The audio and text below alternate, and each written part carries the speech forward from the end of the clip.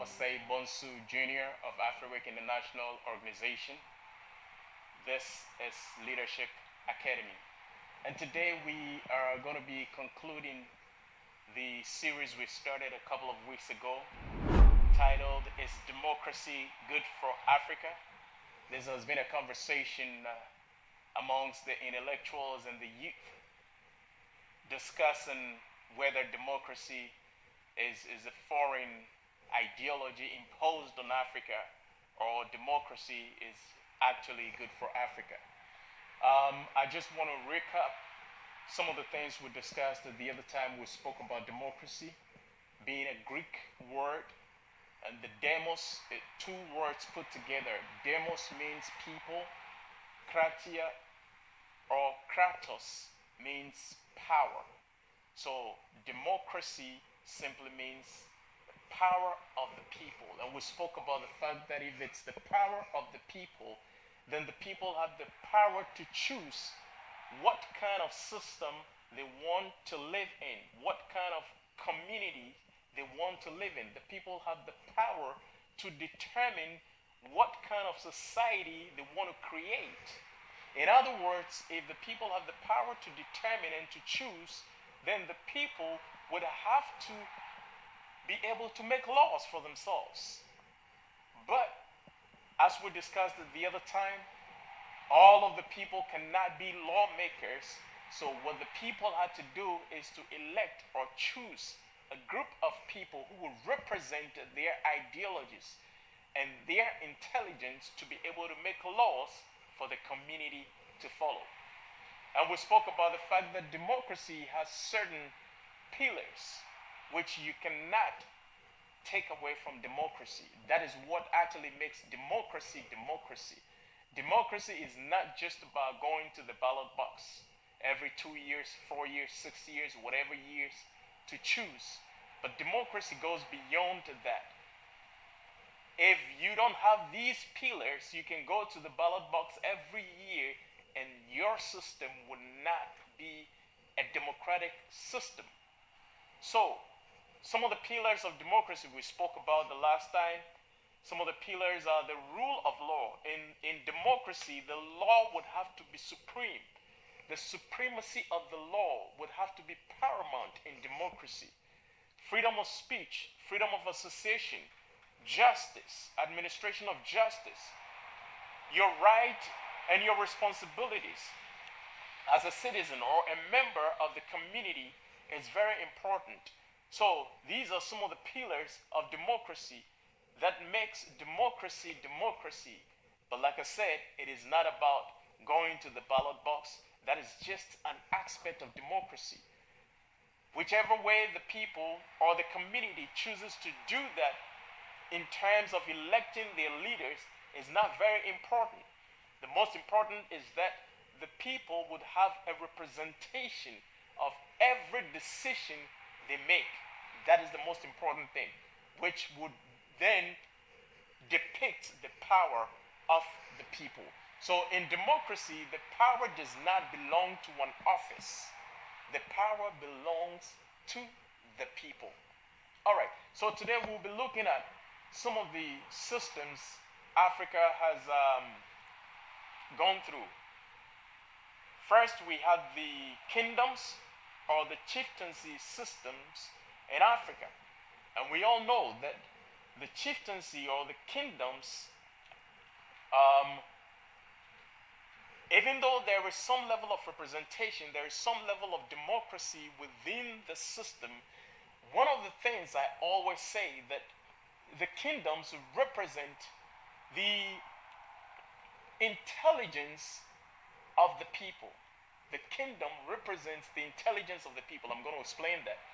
The kingdom represents the intelligence of the people in the sense that anytime the system or the society is looking for a king, they look for somebody who is intelligent. That is very paramount on some of the criteria on selecting a king or a chief in the community. That was the African traditional system of governance, the chieftaincy system. Then again, the chief, even though there is some level of democracy in the representation. It is not across board. It is a family who does that, and that is what makes it not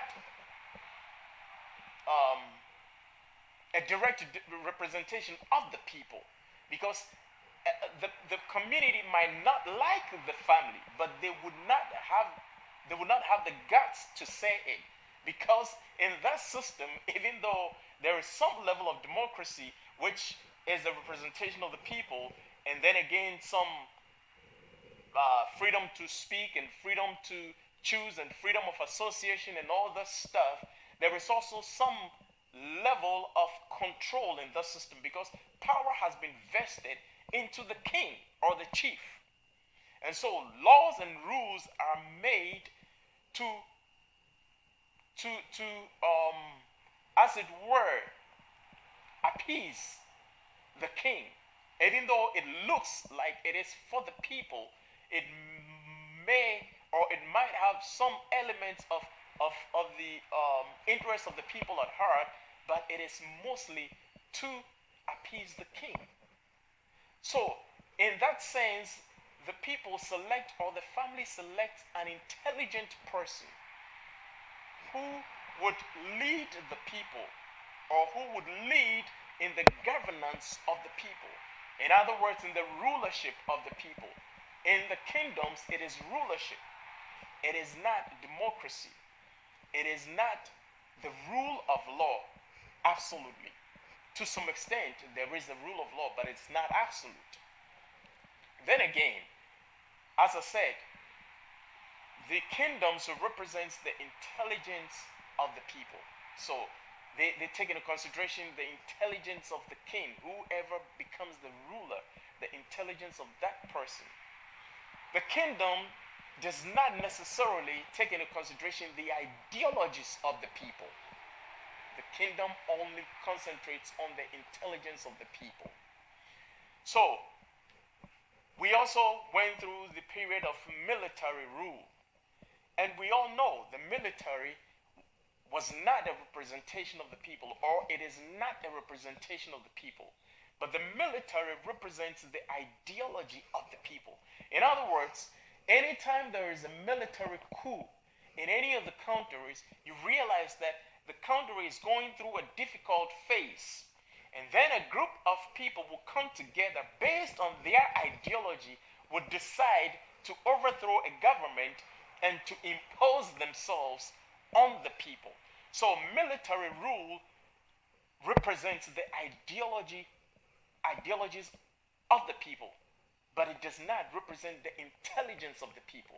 As a matter of fact, the military rule, I'm not saying anytime we have a military rule, we don't have intelligence at play. No, but that is not the importance, or that is not paramount when it comes to military rule. In military rule, it has to do with somebody with charisma who will lead that ideology and implement the ideology. So in the kingdoms, we have the intelligence of the people represented. In the military rule, we have the ideologies of the people represented. But in democracy, you have a combination of the intelligence of the people as well as the ideologies of the people represented, which makes democracy unique. So, putting all this together, we've looked at democracy. What makes democracy democracy? We've looked at the kingdoms. The kingdoms is the rulership of the people by the king or by the chief. And so, laws are made to the pleasure of the king. You can debate it all you want, but that is the fact. Laws are made to the pleasure of the king. And because it is assumed that the king is intelligent or the king is wise, it will be to the betterment of the people. So, is that a system we want to live in, where our powers will be vested or our powers will be captured by a few groups of people or a family or the so-called aristocrats who would as it were, put a cap on our powers, and things would be done on our behalf without our total and our absolute consent. Is that the community we want to live in? Or if we want to live in a military rule where the ideology or the ideologies of a group of people who believes that the country ought to go in a certain direction, and so they take power by force without the consent of the people to rule over them. And anytime we have military rule or military rulership, there is no rulership of the law or the supremacy of the law. The law is made to appease a certain group of people, and they have the power to do what they will or what they wish to do to make themselves comfortable. And we have seen it time and time and time and time again in the history of Africa. Today, let us think through all the systems we have seen, the systems of governments we have seen in Africa, and make a decision as to whether democracy is good for Africa or not. And as I said, democracy is the best for Africa. Democracy is not the preserve of the West. Democracy is not a Western idea. I just want to drum this. Democracy is not a Western idea. Democracy is a human institution. Any human institution will think about the freedom of its people, the development of its people, the justice of its people, the law ruling amongst the community has to be supreme. Nobody has to be above that law. And that is the community we want to live in, because that is the only way by which our gifts can be harnessed, our gifts can be developed in a community where we have the power to choose, in a community where we have the power to make decisions. So it is very important when we talk about democracy, not necessarily thinking of democracy as a Western idea imposed on Africa. Africa can develop its own system of democracy, its own system of governance, which would still be within the confines of the pillars of democracy. So, if we develop a system, we may not go to the ballot box every 4 years. We may devise a different means of electing our people. The community can come together and select a group of people to represent them. So, in conclusion, we want to say that democracy is the best system of governance for Africa. And as a matter of fact, not just Africa, but for any human institution, democracy is the best.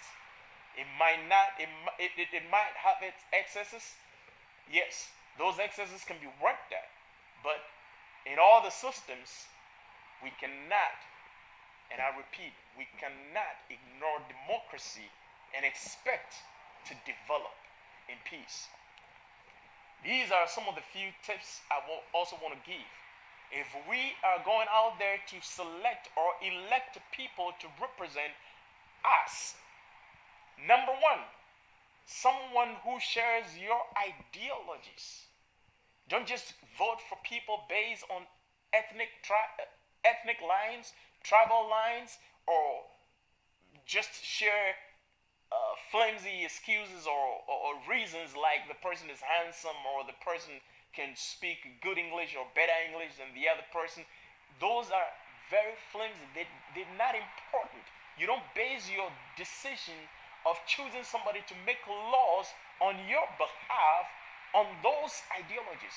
It has to be deep ideologies, heavy ideologies about how you want your development to take place. How you want your development to take place. These are some of the ideologies upon which you choose or elect people to represent you. So they have to have the same ideology as you. Secondly, you look for somebody who is intelligent. Somebody who is intelligent, please. It is very important. Somebody who is intelligent to represent you. Number three, somebody who is in service to his community. Very vital. That is where leadership is. Somebody who is in service to his or her community. As a matter of fact, Africa is tired of politicians. We need leaders in politics. And these are the values, or these are the qualities of leaders in politics. Somebody who shares your ideology, somebody who is intelligent, somebody who is in service to the community, somebody who is serving his or her community. Very, very vital. Let me say this. The first time I heard of Barack Obama, and I knew he was a community organizer, I said to a couple of friends, this is a good leader in politics. So I was not amazed, or I wasn't shocked when he became the president of the United States of America. So the fourth one is someone who speaks to issues and not personalities. Anybody who would personalize national issues does not have the interest of the nation or the community at heart. That person has an ulterior motive. Anytime there is an issue, check it and see. Check the history of great leaders, good leaders. They don't speak to personalities. They don't personalize issues. They don't speak out of their ego. They speak to issues. They speak to issues. Very important. Please mark this. Check all the leaders. You don't hear leaders insulting people because they've been attacked. You don't hear leaders attacking personalities, but you always hear good leaders attacking issues, speaking to issues. So these are some of the qualities you need to look out for when you are going to the ballot box, or when you are thinking of electing somebody, or even when you are thinking of becoming a mouthpiece of your community, or somebody to be elected into office, or a place to serve your people. Begin to work on these qualities, or look at some of the qualities, either in the people you are going to elect, or if you want to be elected, begin to develop and cultivate these qualities within yourself, because that is the only way by which you can genuinely and faithfully represent the interest of the people and become a leader in politics and not a politician. Thank you for paying attention to the topic. Is democracy good for Africa? If you have any questions, you can WhatsApp us on 347-268-3655. I repeat, 347-268-3655. Or you can also go to www.afriwic.com. Afriwic.com. WhatsApp us, ask your questions. You can also go to YouTube, which is Afriwic Media. Afriwic Media on YouTube. Follow us, like us, share this discussion to your friends, and let us together share ideas to build Africa and make Africa a better place for generations to come. Thank you, and you have a wonderful day. Bye-bye.